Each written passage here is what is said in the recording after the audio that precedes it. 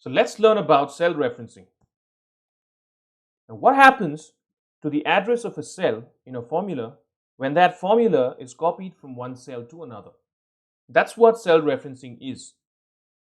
It is how the cell address behaves when the formula is copied from one cell to another cell. Now, you could be copying the formula from one cell to another cell in a different row or in a different column. You could be copying that formula from a cell to a cell with a totally different column header and a totally different row number. Now, there are three types of cell referencing: relative, absolute, and mixed. Now, relative cell referencing, we've already seen what that is. Now, here, the cell address in the formula automatically changes to reflect the proper row number and the proper column number. In absolute cell referencing, no matter where you copy the formula to, wherever in the sheet, if you've specified a cell address as absolute in a formula, it is never going to change.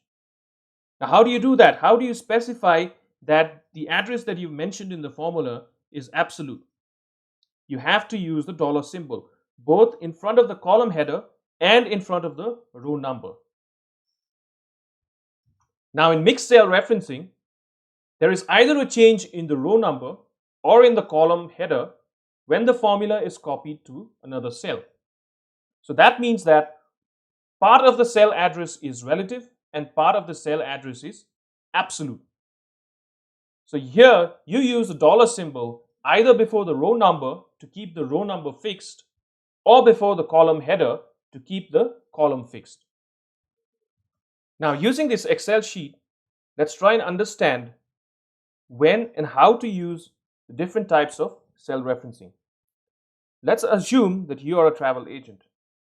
Now, a travel agent earns commission when he makes hotel bookings for clients.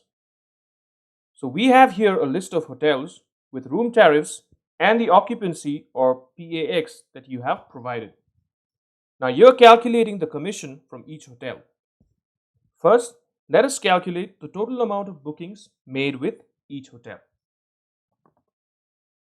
Now, you use relative referencing when you need to repeat the same calculation across multiple rows or columns. Now, when I'm calculating the total, I'll be performing the same operation on the price and PAX for each hotel. So, using relative referencing is the best option for me right now. So, is equal to, and then the price multiplied by the PAX. That gives you the total amount of bookings that you've made with Hotel Mayfair. Now, I'm just going to copy this and I'm going to paste it in the other cells so that, as you can see, the formula automatically changes so that it gets the price and the PAX of each hotel automatically and makes the proper calculation. Now, let's say the commission that you've been offered is 20%. Okay, so I'm just going to write the commission rate here. I'll make that bold.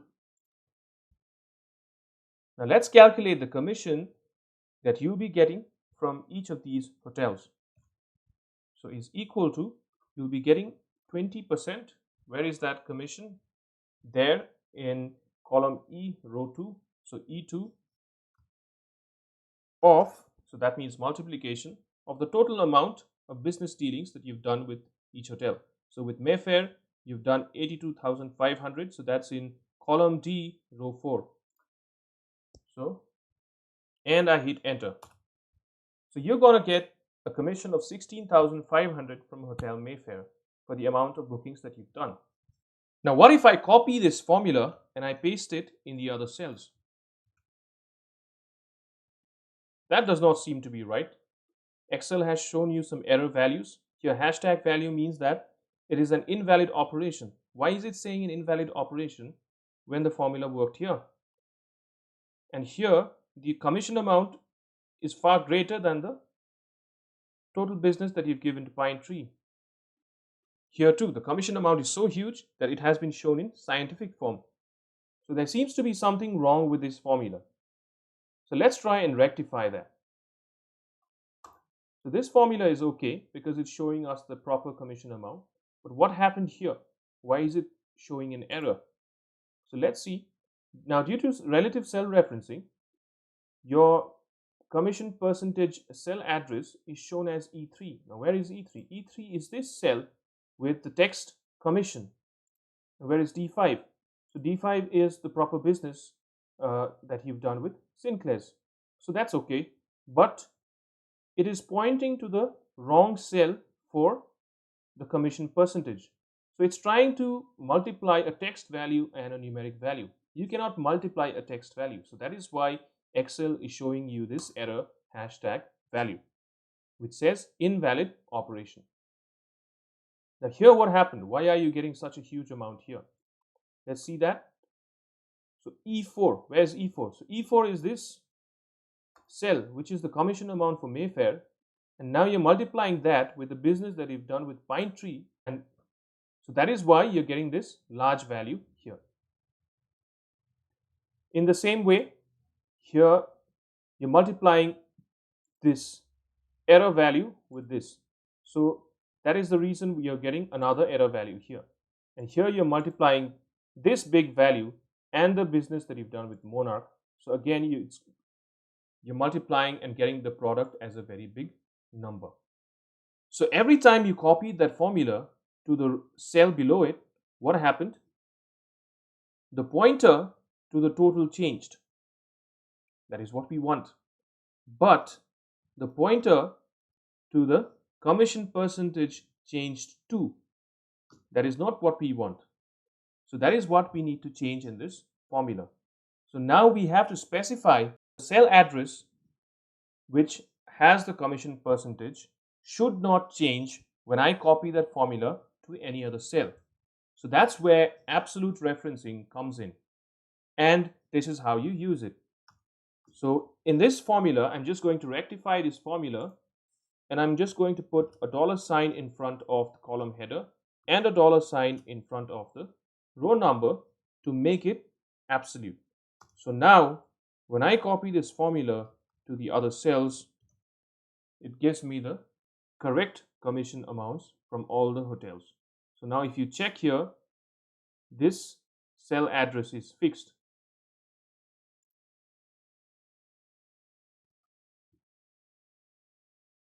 So let's say that now you want to calculate the commission amount from each hotel in a scenario where you might get 10, 15 or 20%.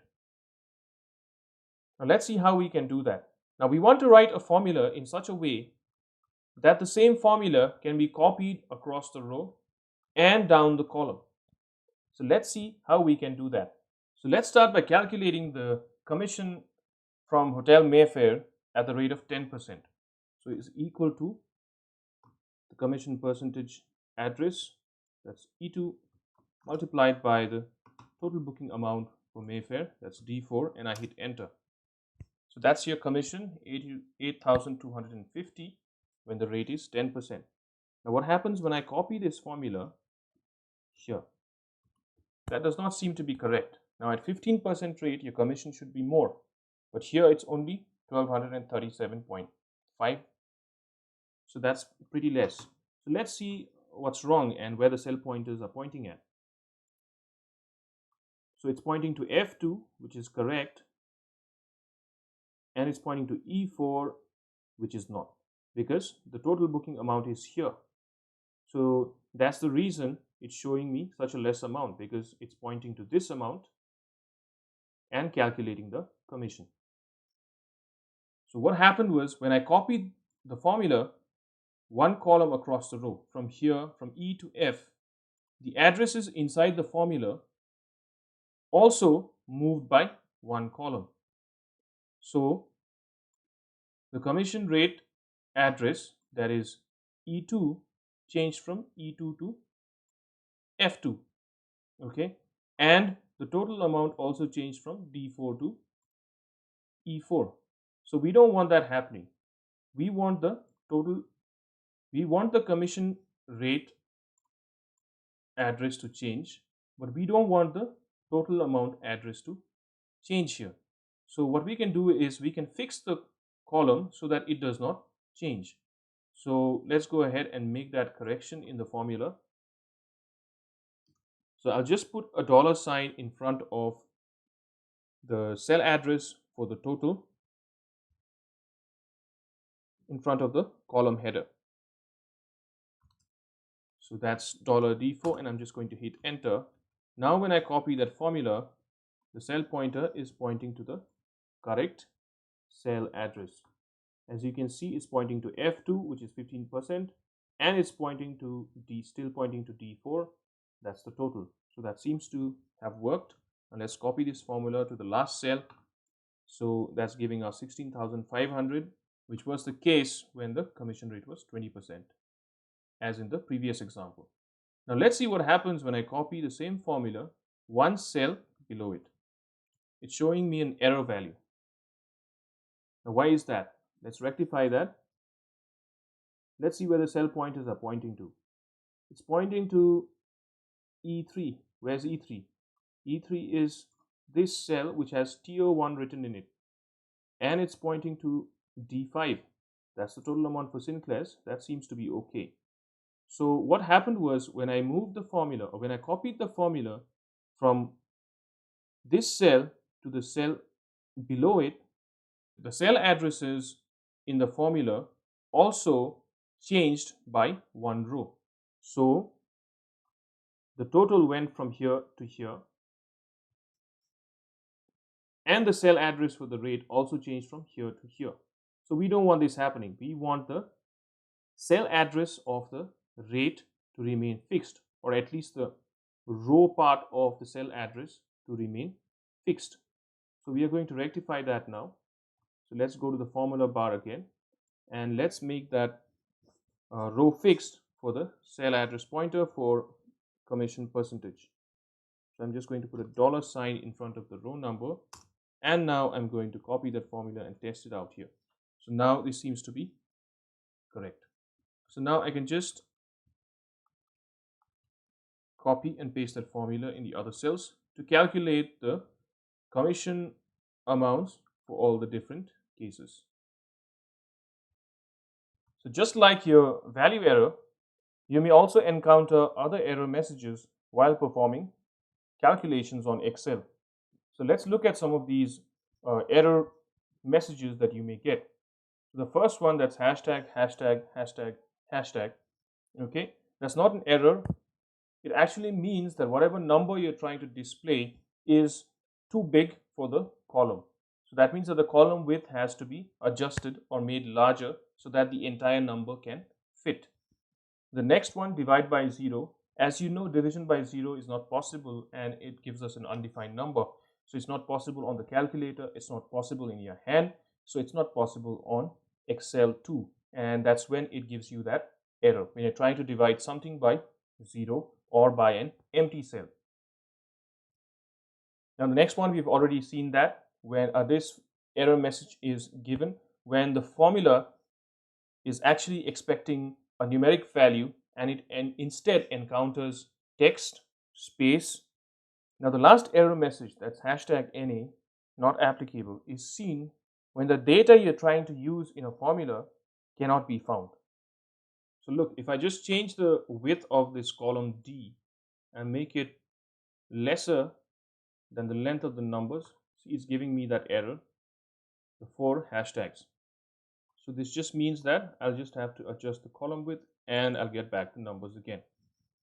Okay, now let's try and divide, let's say this number by 0. So is equal to 12,000 divided by 0. You see, it's giving me that divide by 0 error. And we already saw the hashtag value error. If you want to see it again, so is equal to this plus let's say this name, and you'll get that hashtag value error because you're trying to add a number and a text.